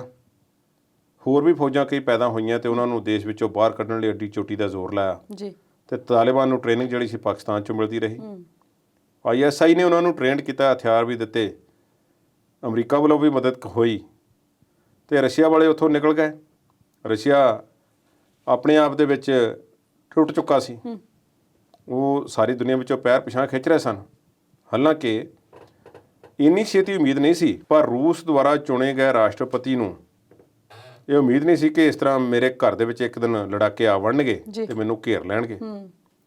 ਹਾਲਾਤ ਇਹ ਹੋਏ ਕਿ ਉਸਨੂੰ ਉਸਦੇ ਦਫ਼ਤਰ ਦੇ ਵਿੱਚੋਂ, ਉਸਦੇ ਮਹਿਲ ਦੇ ਵਿੱਚੋਂ ਫੜਿਆ ਤੇ ਫੜ ਕੇ ਮਾਰ ਕੇ ਬਾਹਰ ਲੈਂਪ ਪੋਸਟ ਦੇ ਨਾਲ ਲਮਕਾ ਦਿੱਤਾ। ਕਈ ਦਿਨ ਉਸਦੀ ਲਾਸ਼ ਲਮਕਦੀ ਰਹੀ। ਇਹ ਦੁਨੀਆ ਨੂੰ ਦਿਖਾਇਆ ਗਿਆ ਕਿ ਅਸੀਂ ਇਸ ਤਰ੍ਹਾਂ ਵੀ ਕਰ ਸਕਦੇ ਹਾਂ। ਤਾਲਿਬਾਨ ਨੇ ਫਿਰ ਦੁਨੀਆ ਵਿੱਚ ਕਈ ਕਾਰਨਾਮੇ ਕੀਤੇ, ਅੱਜ ਵੀ ਕਰ ਰਹੇ ਨੇ। ਭਗਵਾਨ ਬੁੱਧ ਦੀਆਂ ਮੂਰਤੀਆਂ ਤੋੜ ਦਿੱਤੀਆਂ ਕਿ ਇਹਨਾਂ ਦਾ ਸਾਡੇ ਦੇਸ਼ ਵਿੱਚ ਕੋਈ ਕੰਮ ਨਹੀਂ। ਸਖਤ ਸ਼ਰੀਅਤ ਦਾ ਕਾਨੂੰਨ ਲਾਗੂ ਕਰ ਦਿੱਤਾ ਜਿਸ ਵਿੱਚ ਔਰਤਾਂ ਤੇ ਬੱਚਿਆਂ ਤੇ ਕਈ ਕਿਸਮ ਦੇ ਹੁਕਮ ਲਾਗੂ ਕਰ ਦਿੱਤੇ ਗਏ। ਬੇਪਰਦਾ ਔਰਤ ਨੂੰ ਬਾਹਰ ਨਹੀਂ ਨਿਕਲਣ ਦਿੱਤਾ ਜਾਂਦਾ ਸੀ, ਗੈਰ ਮਰਦ ਨਾਲ ਗੱਲ ਨਹੀਂ ਸੀ ਕਰ ਸਕਦੇ। ਜੇ ਕਿਤੇ ਜਾਣਾ ਹੈ, ਕੋਈ ਜੌਬ ਕਰਨੀ, ਤੇ ਨਾਲ ਤੁਹਾਡਾ ਆਪਣਾ ਹਸਬੈਂਡ ਹੋਣਾ ਚਾਹੀਦਾ, ਪਤੀ ਹੋਣਾ ਚਾਹੀਦਾ ਨਾਲ। ਮਰਦਾਂ ਨੂੰ ਦਾੜੀ ਕੱਟਣ ਤੇ ਬਿਲਕੁਲ ਮਨਾਹੀ ਕਰ ਦਿੱਤੀ ਗਈ। ਇਸ ਤਰ੍ਹਾਂ ਦੀਆਂ ਸਖਤ ਪਾਬੰਦੀਆਂ ਜਿਹੜੀਆਂ ਸੀ ਲਾਈਆਂ ਗਈਆਂ। ਸਕੂਲ ਬੰਦ ਕਰ ਦਿੱਤੇ ਗਏ, ਮਦਰਸੇ ਖੋਲ੍ਹੇ ਗਏ ਔਰਤਾਂ ਦੀ ਪੜ੍ਹਾਈ ਬਿਲਕੁਲ ਬੰਦ ਕਰ ਦਿੱਤੀ ਗਈ। ਇਹ ਦੁਨੀਆ ਵਾਸਤੇ ਇੱਕ ਨਵੇਂ ਯੁੱਗ ਦੇ ਵਿੱਚ ਜਦੋਂ ਲੋਕਾਂ ਤੱਕ ਇਹ ਜਾਣਕਾਰੀਆਂ ਪਹੁੰਚੀਆਂ ਤਾਂ ਦੁਨੀਆ ਬਹੁਤ ਹੈਰਾਨ ਹੋਈ। ਬਿਲਕੁਲ। ਫਿਰ ਉਹ ਦਿਨ ਆਇਆ ਜਦੋਂ ਅਮਰੀਕਾ ਤੇ ਤਾਲਿਬਾਨ ਦੀ ਮਦਦ ਦੇ ਨਾਲ ਅਲ-ਕਾਇਦਾ ਨੇ ਹਮਲਾ ਬੋਲ ਦਿੱਤਾ, ਵਰਲਡ ਟ੍ਰੇਡ ਸੈਂਟਰ ਇਮਾਰਤਾਂ ਡਿੱਗ ਪਈਆਂ ਤੇ ਅਮਰੀਕਾ ਨੇ ਵੀ ਦੇ ਵਿੱਚ ਅਫਗਾਨਿਸਤਾਨ ਦੇ ਵਿੱਚ ਆ ਵੜੇ। 2001 ਦੇ ਆਸ-ਪਾਸ ਇਹ ਸਾਰਾ ਕੁਝ ਹੋਇਆ। ਹੁਣ ਅਲ-ਕਾਇਦਾ ਦੇ ਆਗੂ ਮਾਰੇ ਗਏ, ਅਲ-ਕਾਇਦਾ ਉੱਥੋਂ ਭੱਜ ਗਏ, ਪਰ ਤਾਲਿਬਾਨ ਉੱਥੇ ਹੀ ਰਹੀ। ਜੀ 20 ਸਾਲ ਦਾ ਸਮਾਂ ਜਿਹੜਾ ਸੀ ਤਕਰੀਬਨ ਅਮਰੀਕਾ ਤੇ ਨੇਟੋ ਫੋਰਸਿਸ ਨੇ ਇੱਥੇ ਬਿਤਾਇਆ।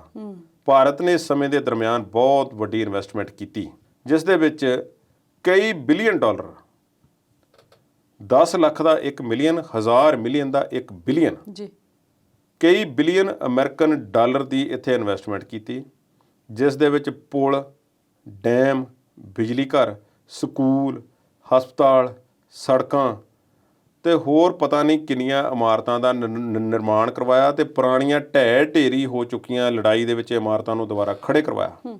ਤੇ ਉੱਥੇ ਪ੍ਰਧਾਨ ਮੰਤਰੀ ਮੋਦੀ ਵੀ ਤੇ ਹੋਰ ਸਾਡੇ ਆਗੂ ਵੀ ਉੱਥੇ ਭਾਰਤ ਦੀ ਕਾਮਯਾਬੀ ਬਾਰੇ ਗੱਲ ਕਰਦੇ ਹੋਏ ਜਾਂ ਭਾਰਤ ਦੇ ਕੀਤੇ ਹੋਏ ਕੰਮਾਂ ਬਾਰੇ ਦੱਸਦੇ ਹੋਏ ਫੁੱਲੇ ਨਹੀਂ ਸੀ ਸਮਾਉਂਦੇ ਜੀ ਕਿ ਅਸੀਂ ਦੇਖੋ ਉੱਥੇ ਆਹ ਕੰਮ ਕੀਤੇ ਨੇ।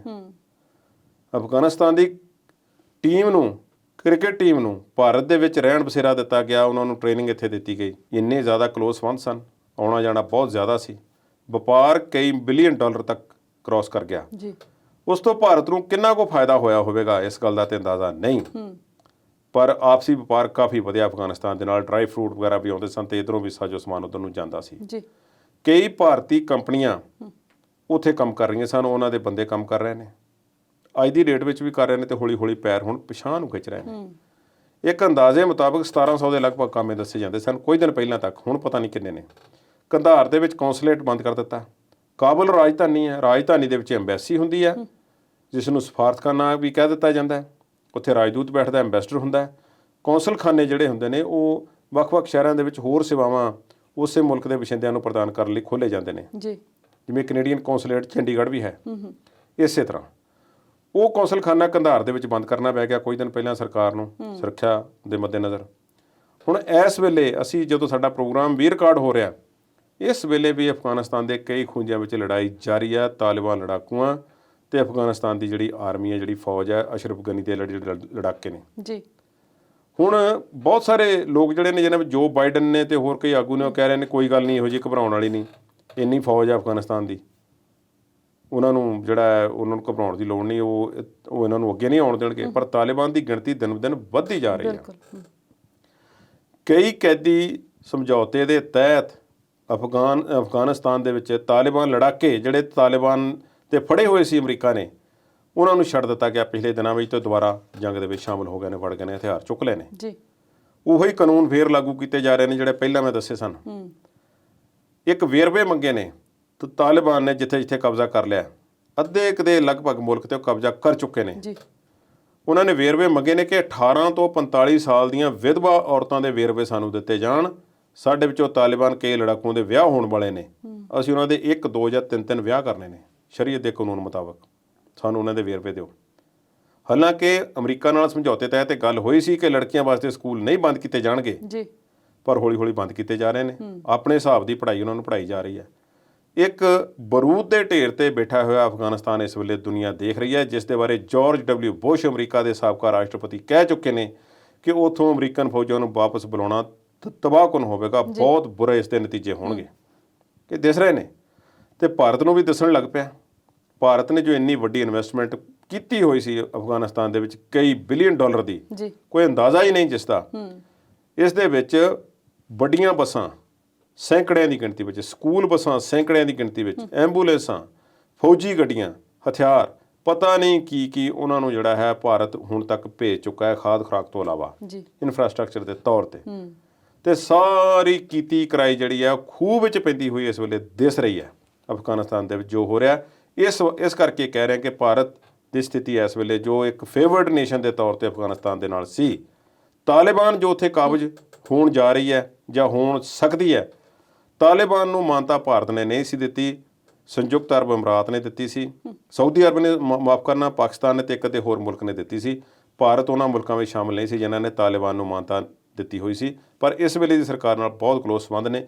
ਜਿਹੜੇ ਕਿਸੇ ਵੇਲੇ ਵੀ ਕੋਈ ਪਟਾਕਾ ਪੈ ਸਕਦਾ। ਜੀ, ਤੇ ਅਫਗਾਨਿਸਤਾਨ ਵਿੱਚ ਭਾਰਤੀ ਪੱਤਰਕਾਰ ਦੇ ਮੌਤ ਦੀ ਵੀ ਖਬਰ ਆ ਰਹੀ ਹੈ। ਬੜੀ ਟ੍ਰੈਜਿਕ ਖਬਰ ਹੈ। ਦਾਨਿਸ਼ ਸਿੱਦੀਕੀ ਜੀ, ਜਿਨ੍ਹਾਂ ਦੇ ਬਾਰੇ ਹੁਣ ਸਰਕਾਰ ਕੋਸ਼ਿਸ਼ ਕਰ ਰਹੀ ਕਿ ਉਹਨਾਂ ਦੀ ਮ੍ਰਿਤਕ ਦੇਹ ਨੂੰ ਕਿਸੇ ਤਰ੍ਹਾਂ ਭਾਰਤ ਲਿਆਂਦਾ ਜਾਵੇ ਤੇ ਇੱਥੇ ਪਰਿਵਾਰ ਦੇ ਨੂੰ ਸੌਂਪ ਕੇ ਕੋਈ ਸਰਕਾਰੀ ਸਨਮਾਨ ਦੇ ਨਾਲ ਉਹਦਾ ਸੰਸਕਾਰ ਕੀਤਾ ਜਾਵੇ। ਦਾਨਿਸ਼ ਸਿੱਦੀਕੀ ਜਾਣੇ ਪਛਾਣੇ ਪੱਤਰਕਾਰ ਤੇ ਫੋਟੋਗ੍ਰਾਫਰ ਸਨ। ਪੁਲਟਾਈਜ਼ਰ ਪੁਰਸਕਾਰ ਹੈ, ਪੁਲਿਟਜ਼ਰ ਪੁਰਸਕਾਰ ਹੈ।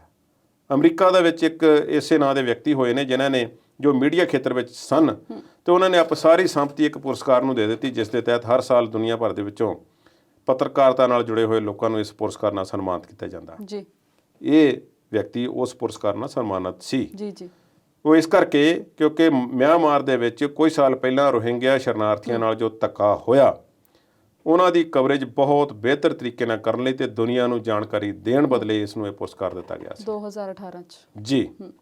ਤੇ ਉਸ ਤੋਂ ਬਾਅਦ ਜਿਹੜੀਆਂ ਸਾਡੇ ਭਾਰਤ ਵਰਸ਼ ਦੇ ਵਿੱਚ 2 ਮਹੀਨੇ ਪਹਿਲਾਂ ਫੋਟੋਆਂ ਆਈਆਂ, 1.5 ਮਹੀਨਾ ਪਹਿਲਾਂ, ਜੀ, ਬਲਦੇ ਹੋਏ ਸਿਵੇ ਦਰਿਆਵਾਂ ਦੀਆਂ ਘਾਟਾਂ ਤੇ ਸ਼ਹਿਰਾਂ ਦੇ ਆਬਾਦੀ ਦੇ ਇਲਾਕਿਆਂ ਦੇ ਵਿੱਚ ਪਤਾ ਨਹੀਂ ਕਿੰਨੇ ਕੁ ਸਿਵੇ ਬਲ ਰਹੇ ਨੇ, ਉਹ ਸਾਰੀਆਂ ਫੋਟੋਆਂ ਵੀ ਇਸ ਨੌਜਵਾਨ ਦੀਆਂ ਖਿੱਚੀਆਂ ਹੋਈਆਂ ਸਨ। ਜੀ, ਜੀ, ਤੇ ਉਸ ਦੇ ਬਾਰੇ ਜਿਸ ਤਰ੍ਹਾਂ ਦੇ ਬਿਆਨ ਆ ਰਹੇ ਨੇ ਕਿ ਉਸ ਨੂੰ ਆਖਿਆ ਕਿ ਉਹ ਕਿਤੇ ਵੀ ਜਾਂਦਾ ਸੀ, ਸਾਡੇ ਮੁਲਕ ਦੀਆਂ ਰਿਊਟਰਸ ਏਜੰਸੀ ਨਾਲ ਉਹ ਕੰਮ ਕਰਦਾ ਸੀ ਭਾਰਤ ਵਿੱਚ, ਤੇ ਉਹ ਅੱਖਾਂ ਸੀ ਸਾਡੀਆਂ, ਉਸ ਬਾਰੇ ਇਹ ਬਿਆਨ ਆ ਰਹੇ ਜੀ। ਟ੍ਰੈਜਿਕ ਗੱਲ ਹੈ ਕਿ ਕਾਨਵਾਏ ਦੇ ਨਾਲ ਉਹ ਜਾ ਰਿਹਾ ਸੀ, ਤਾਲਿਬਾਨ ਨੇ ਜਾਂ ਕਿਸੇ ਨੇ ਗੋਲੀਬਾਰੀ ਕਰਦੇ ਹੋਏ ਸਾਰੀ ਕਾਨਵਾਏ ਤੇ ਹਮਲਾ ਕੀਤਾ ਤੇ ਜਿਸ ਵਿੱਚ ਇਸ ਵਿਅਕਤੀ ਦੀ ਮੌਤ ਹੋ ਗਈ, ਦਾਨਿਸ਼ ਸਿੱਦੀਕੀ ਦੀ।